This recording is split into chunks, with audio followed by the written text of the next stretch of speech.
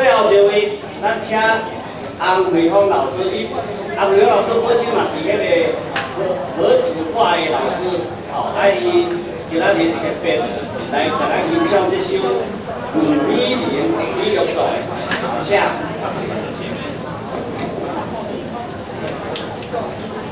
有美人，作者李玉。春花秋月何时了？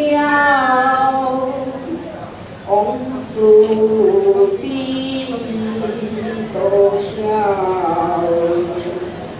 小柳昨夜又东风。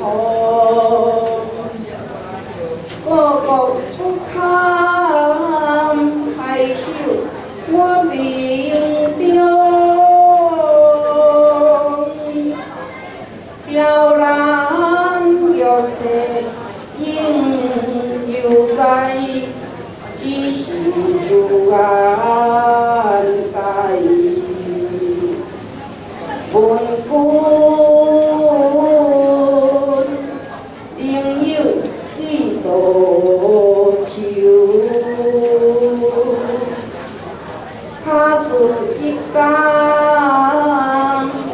春水向东流。谢谢。安溪其实就相关的技巧，哦，咱在座，咱各位向在座各位听众，多谢各位。